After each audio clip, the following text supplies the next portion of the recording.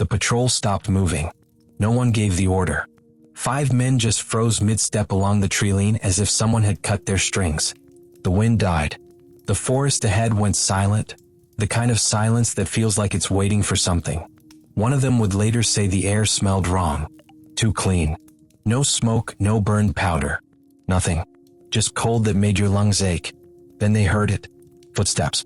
Heavy boots on frozen ground. Steady. Deliberate. Coming straight toward them from terrain their scouts had cleared 20 minutes ago. The sound got louder. Closer. But nothing moved between the trees. No shadows. No shapes. Just that rhythmic crunch, crunch, crunch, until it stopped 15 feet from the lead man's position. He raised his rifle. Aimed at empty air. The footsteps started again. This time moving past them. Through their line. One soldier turned his head, tracking the sound as it passed behind him. He saw nothing. The steps faded into the woods behind them.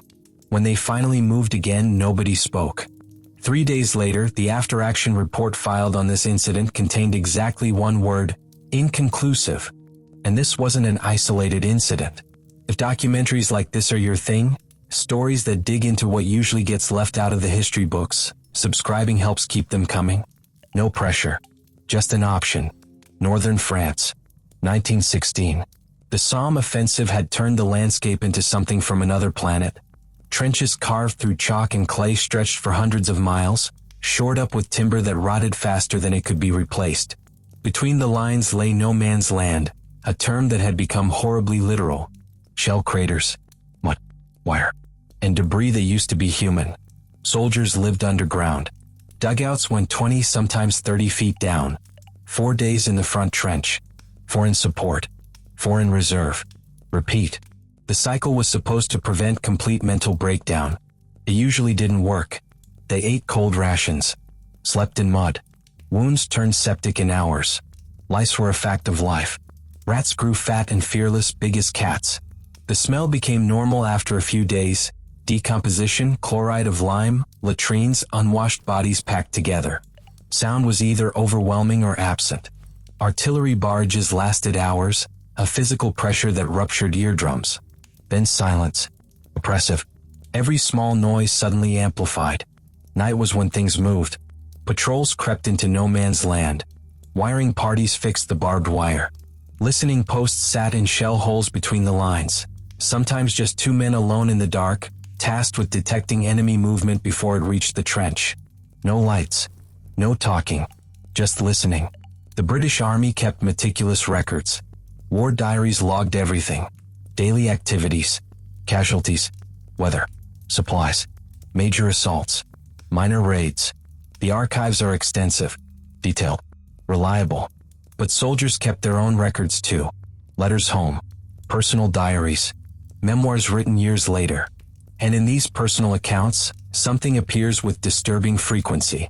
Experiences that soldiers shared quietly. Compared in whispers. Never put in official reports that would reach their commanding officers. The gap between what got documented officially and what got discussed privately suggests something more than simple omission. Something they knew wouldn't be believed. By 1917, certain sectors had developed reputations. Not for danger, everywhere was dangerous, but for something else. Soldiers rotating through different parts of the line learned which sections were worse for reasons that had nothing to do with German artillery. The Ypres salient was universally dreaded, but that made sense tactically, exposed on 3 sides, constantly shelled. But other sectors, quieter ones, carried warnings passed unit to unit like contraband. Don't sleep facing that direction. Keep someone awake in the 3rd bay after midnight. If you hear singing, it's not ours. These warnings weren't official. Superstition according to the officers. But they got passed down with the same seriousness as tactical intelligence.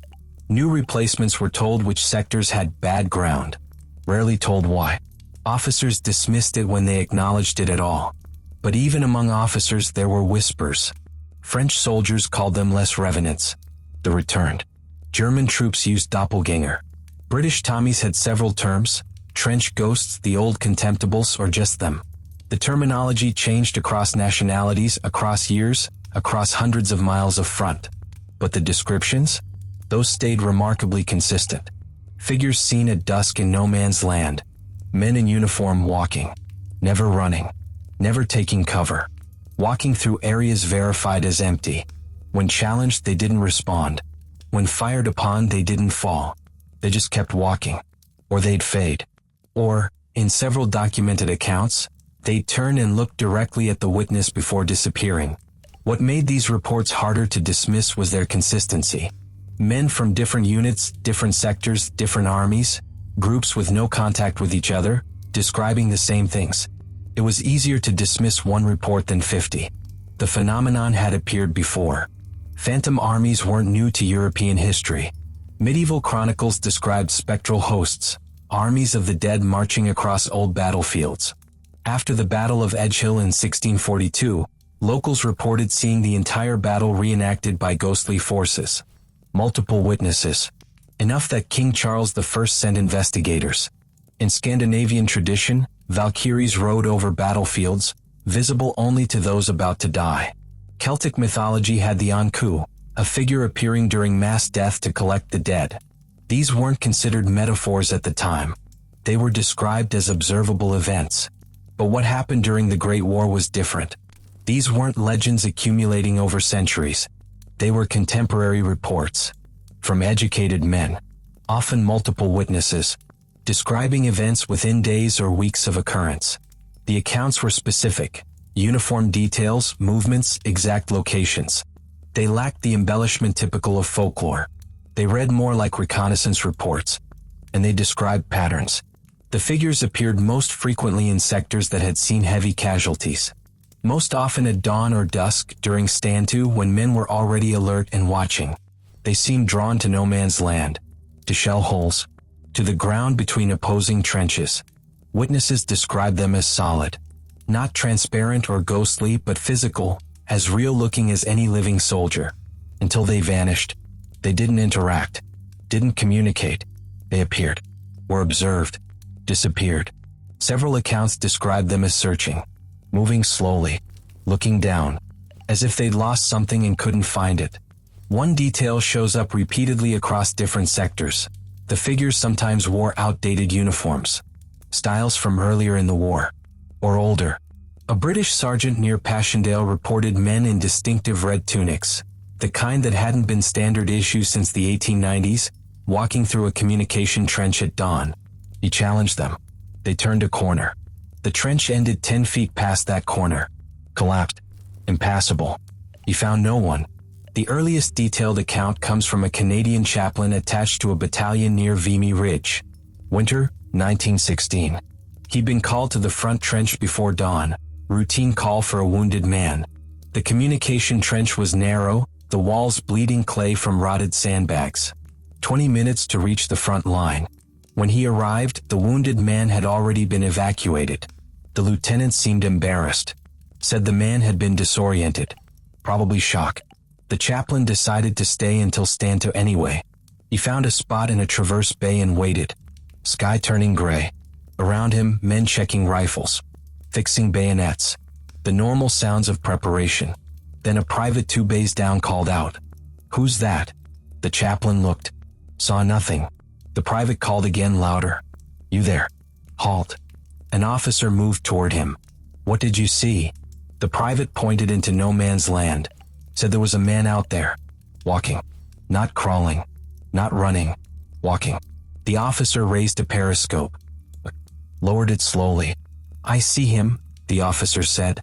Others gathered. The chaplain looked through the periscope himself. In the growing light, maybe 80 yards out, a figure. A soldier. Moving parallel to their trench.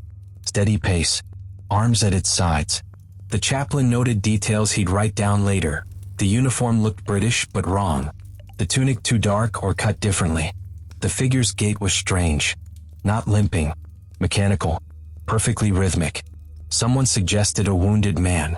Delirious. The officer ordered silence and kept watching.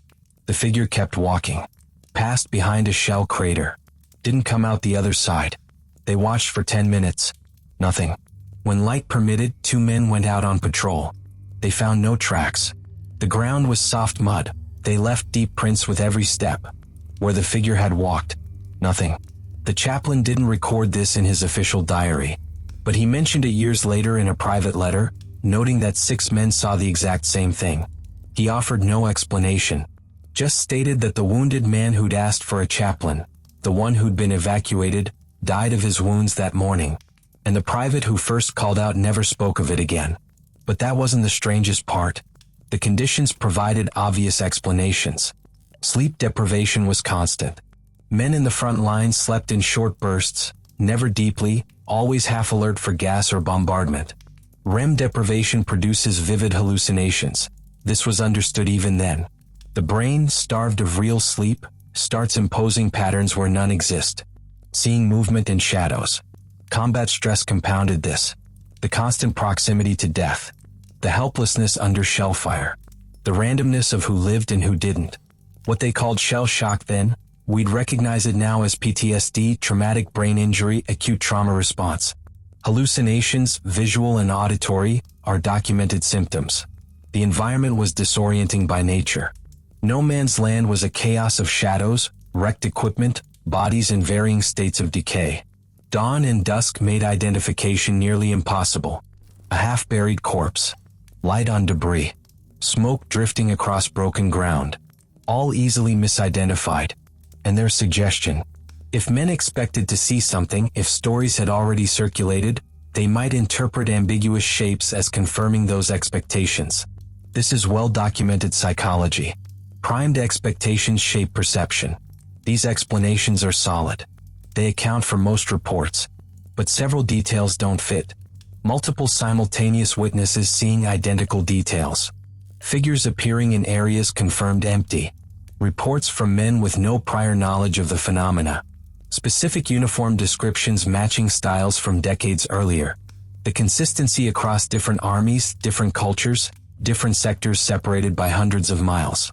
And the accounts from officers, medical personnel, men trained in observation, naturally skeptical, reporting these experiences with obvious reluctance. One British medical officer noted in his diary that he'd seen a man in his peripheral vision on 3 separate nights. Always the same location near an advanced dressing station. Each time he turned to look directly, the figure was gone. After the 3rd time, he mentioned it to an orderly. The orderly immediately described the same figure. Same location. Seen the previous week. Neither had mentioned it before. Both assumed they were hallucinating from exhaustion. The medical officer wrote, "I cannot account for it. I don't believe I imagined it. And I don't know which possibility disturbs me more." Lance Corporal James Deacon, 2nd Battalion Royal Fusiliers. His diary remained private until 1968, when his family donated it to the Imperial War Museum. March 4, 1917. Night patrol. 4 men total, Deacon, another Lance Corporal, 2 privates. Mission: verify a German listening post aerial observation suggested had been abandoned. Standard procedure. Over the top at 0200 hours. Moving slow through wire gaps cut by earlier patrols. Overcast night. No moon. Visibility maybe 20 feet. They moved by compass and memory, stopping every few yards to listen. Deacon describes the silence as wrong. No gunfire anywhere along the line. No flares. No artillery. Just silence. They found the listening post empty. Recently abandoned, still warmth in the dugout. They were preparing to head back when the other Lance Corporal gripped Deacon's arm. Pointed. Deacon saw them. 3 figures. Maybe 30 yards away. Walking toward British lines. In British uniforms. Clearly visible despite the darkness.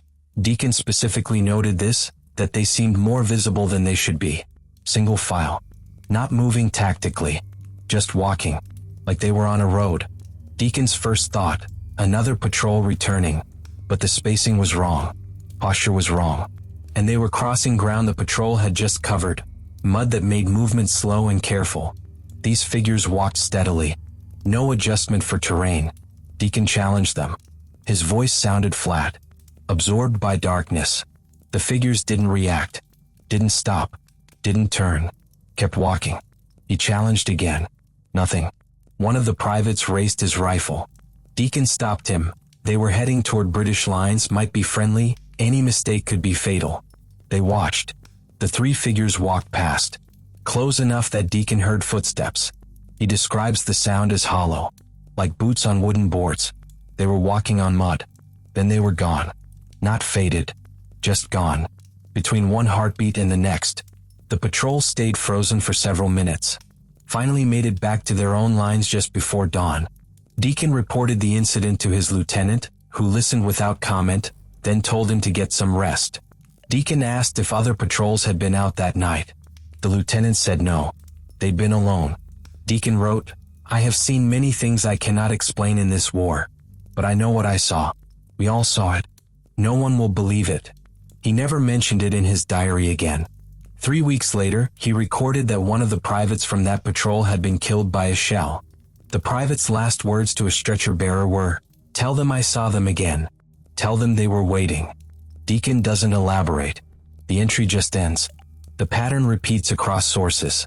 A French corporal at Verdun saw a line of men, maybe 20, standing motionless in a crater field at dawn. French uniforms. But their faces were wrong. Too pale. Features indistinct. He looked through binoculars. The figures stayed blurred like they were out of focus. They stood without moving for several minutes. Then they weren't there anymore.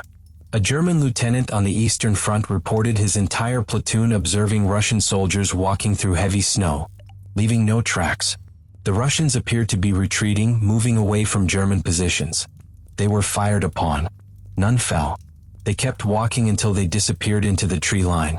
A patrol sent to investigate found virgin snow, completely undisturbed. An Australian sergeant at Gallipoli wrote home about men seen on the beach at night, wandering among supply dumps, challenged repeatedly, never responding. When approached directly, they'd be gone. The sergeant noted that several wore uniforms from units evacuated weeks earlier. The pattern, figures in military uniform, appearing solid, physical, observed by multiple witnesses, behaving as if confused or searching, never responding to challenges, disappearing without explanation, almost always in places where men had died in large numbers. The Somme, Verdun, Ypres, Gallipoli, Tannenberg. The bloodiest sectors had the most reports, but not immediately. The phenomena typically appeared weeks or months after heavy fighting, not during, as if something took time to manifest, or as if witnesses needed time before they'd report what they'd seen. One recurring detail keeps appearing. Witnesses often felt watched before seeing anything. A sensation of being observed, followed by visual confirmation, then disappearance. Multiple accounts describe the same sequence. An inexplicable certainty that someone was there, then seeing them, then nothing. A British captain wrote the sensation was like being targeted by a sniper. That specific, focused awareness of being seen. But when he looked, what he saw wasn't targeting him. It was just there, present. And that presence, he wrote, was worse than being shot at. Because when you're being shot at, you know what you're dealing with. I had no idea what I was dealing with. He paused. I still don't. The psychological explanations get more complex with specific cases. Lieutenant Edward Tennant, British Army, Cambridge educated. A man inclined toward observation and documentation, not imagination. His war diary is measured, factual, often dry in its recounting of trench routine. August 12, 1917, breaks that pattern. He's in a reserve trench, writing letters. He hears singing, male voices, harmonizing. A hymn he recognizes immediately, "Abide with me," clear, close, coming from the direction of the front line. But his battalion is at rest. The trenches ahead should be empty except for a skeleton observation crew. He walks forward to investigate. The singing continues, growing louder as he approaches. He turns a corner into a communication trench. The singing stops. Immediately. Mid-verse. The trench is empty. He stands there for several minutes. Waiting. Silence. He returns to his dugout, convinced he misidentified the source. Maybe wind carrying sound from another sector. But the wind is wrong. And the song had been too clear. Too close. That night he mentions it to his company sergeant major. Career soldier. 15 years service. The sergeant doesn't seem surprised. Says he heard singing in the same section 2 weeks earlier. Different song, a music hall number, something soldiers sang while marching. He'd investigated. Found nothing. Best not to mention it to the men, sir, the sergeant says. Gets them thinking too much. Tennant agrees. But he notes in his diary he hears the singing twice more over the following week. Always the same hymn. Always stopping abruptly when he approaches. He tries to find rational explanations. Acoustic effects. His own fatigue. None feel adequate. His final entry on the subject, August 24th, I have decided to accept that I will not understand this. The war has produced many things I do not understand. This is simply one more. I will not speak of it again. He was killed 3 days later during a raid. His diary was returned to his family. Donated to a military archive in 1964. What complicates dismissal is the distribution of these accounts. They weren't concentrated among enlisted men who might be more susceptible to suggestion. Officers reported them. Medical personnel. Chaplains. Men with university educations. Men trained in observation and documentation. The accounts span the social and educational spectrum. Multiple countries. Men who had no contact with each other. And they weren't all visual. Auditory phenomena were equally common. Footsteps. Voices. Singing. Sounds of equipment being moved. Men in isolated positions, observation posts, listening posts, reported hearing movement around them when they knew they were alone. Boots on duckboards. Rifles being loaded. Whispered conversations in languages they couldn't quite make out. One account describes a lieutenant in a forward observation post hearing what sounded like a full conversation. Two men discussing tactical positions. Supply issues. Routine military talk he heard every day. The voices were clear enough that he could almost understand specific words. But not quite. Like they were just beyond audible range. He was alone in the post. Verification confirmed no one else within 300 yards. The conversation lasted approximately 10 minutes, then stopped. He reported feeling no fear during the incident, only confusion, and a strange sense that the conversation had been ongoing before he arrived, that it would continue after he left, that he'd simply been able to hear it briefly. Environmental explanations exist for auditory hallucinations. Shell shock produces them. Exhaustion. Isolation. But the detail and consistency remain difficult to reconcile. These weren't random sounds. They were structured. Conversations, songs, military activities, and often corroborated by multiple witnesses. A corporal and private manning a listening post together both reported hearing a group of men moving through no man's land directly in front of their position. Equipment rattling. Low voices. The distinct sounds of soldiers moving tactically. They were preparing to throw grenades when the sounds passed them and faded. When they reported back, they were told no friendly patrols were out. No enemy activity detected. Both men were adamant. Both described identical sounds and identical sequence. The official report listed it as possible enemy reconnaissance. Neither soldier accepted that explanation. They knew what they'd heard. And they knew it hadn't been alive. The final account comes from closer to the war's end, September 1918, when such incidents should theoretically have decreased as men became hardened to the environment. Instead, they seemed to intensify. Captain Robert Graves, writer, soldier. His battalion is holding a quiet sector, preparing for what will be the final pushes of the war. He's inspecting forward positions at twilight when he encounters something he initially can't process. A soldier stands in a fire bay, facing the parapet, completely still. Graves approaches, intending to remind the man to watch no man's land, not friendly lines. As he gets closer, he notices the uniform is wrong. Old pattern, equipment outdated, and the soldier isn't moving at all. Not breathing, not shifting weight, nothing. Graves calls out. The figure doesn't respond. He steps closer, 3 feet away now. In the dying light, he can see the soldier's profile. The face is gray, not pale, gray. The texture wrong, like clay or wax. He reaches out to touch the soldier's shoulder. His hand passes through empty air. The figure remains visible for maybe 3 more seconds. Then it simply isn't there. Graves stands alone in the fire bay. He checks the position thoroughly. The soldier had been standing on duckboards that show no disturbance. No footprints. No indication anyone had been there. Graves mentions this to several officers that evening. 2 admit they've seen similar things. 1 becomes angry, insists they're all exhausted and seeing things. The conversation ends.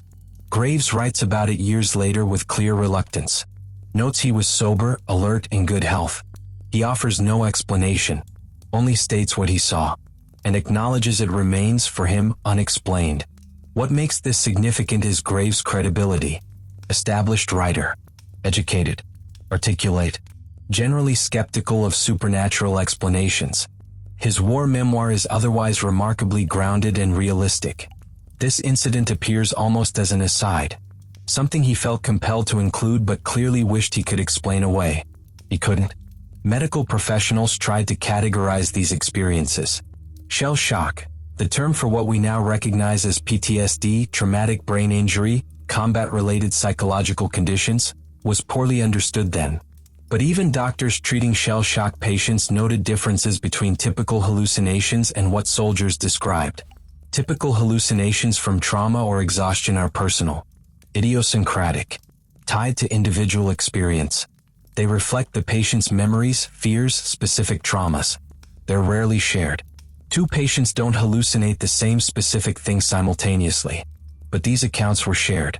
Multiple witnesses. No prior discussion. Describing identical events. That didn't fit standard hallucination profiles. Additionally, many soldiers reporting these experiences showed no other symptoms of shell shock or psychological distress. They functioned normally, carried out duties effectively, seemed otherwise mentally sound. The experiences were isolated incidents, not part of broader psychological collapse. One British military physician, writing in a medical journal in 1920, suggested the war had created environmental conditions previously unknown in human history. The scale of death, the disruption of landscape, the sensory chaos, all unprecedented. He proposed, cautiously, that some phenomena might represent genuinely unknown effects of such extreme conditions on human perception. He was careful not to suggest supernatural explanations, but he acknowledged conventional medical understanding might be insufficient. His paper wasn't well received. Most colleagues insisted on traditional explanations: fatigue, stress, suggestion. The idea that something genuinely unexplained might be occurring was professionally uncomfortable. But the physician noted one detail that troubled him. The phenomena were selective. Not everyone saw them.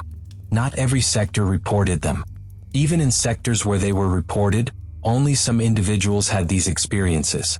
If it were purely environmental or psychological, the distribution should be more random. Instead, it appeared almost purposeful, as if something chose who saw it, or as if it appeared only to those who could. The accounts didn't stop when the war ended. Veterans visiting battlefield sites reported encounters. Figures walking among the cemeteries. Sounds heard in areas now silent and peaceful. Local populations near former battlefields reported similar phenomena. Men in outdated uniforms seen at dawn or dusk, disappearing when approached. The Ypres salient. Vimy Ridge. The Somme.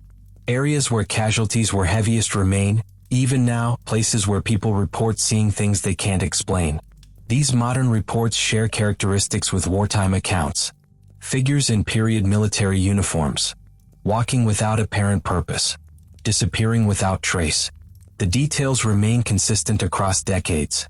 Skeptics point to suggestion. Tourism. People wanting to see something connected to history. But some reports come from individuals with no prior knowledge of the war. No expectation of seeing anything unusual. Local farmers. Workers. People going about ordinary tasks who suddenly encounter something that stops them cold. And they describe the same thing soldiers described a century ago. In 2003, a French farmer reported seeing men in blue coats crossing his field at dawn. He called authorities, thinking they were trespassing reenactors. When police arrived, the men were gone. The farmer described their uniforms in detail. Details matching French military dress from 1916. Details he shouldn't have known. Historians interviewed him. Found him credible, confused, disturbed by his experience. He had no explanation. He only knew what he'd seen. The field he described was the site of a mass grave from 1916, discovered during construction in the 1960s. Over 200 soldiers buried there. French and German. Hasty burial during fighting. The farmer didn't know this. He'd only recently purchased the land. There are no conclusions here. The accounts exist. Documented. Numerous. Consistent. From credible sources. often multiple witnesses, describing events that resist easy explanation. Traditional psychological or environmental explanations account for many cases, but struggle with the specifics of others.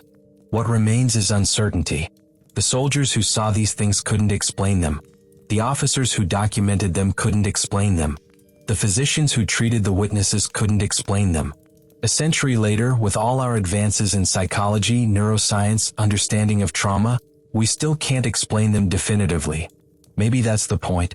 Maybe the war produced something genuinely beyond understanding. Not supernatural necessarily, but outside the boundaries of normal human experience. An intersection of death, trauma, landscape, and perception that created conditions we still haven't fully mapped. Or maybe these accounts tell us something about memory, about how extreme experience imprints on places, about what remains when nothing should remain. The soldiers are gone now. The last Great War veterans died years ago. The trenches have been filled, the battlefields reclaimed, but the accounts persist. And occasionally, even now, someone sees something in those fields that shouldn't be there. Walking, searching, never quite visible enough to be certain, never quite gone enough to be forgotten. The war ended in 1918, but for some it seems the war never quite ended at all. History records the battles, the strategies, the casualties, but some experiences remain undocumented, some questions unanswered, and some presences still walking the fields where they fell.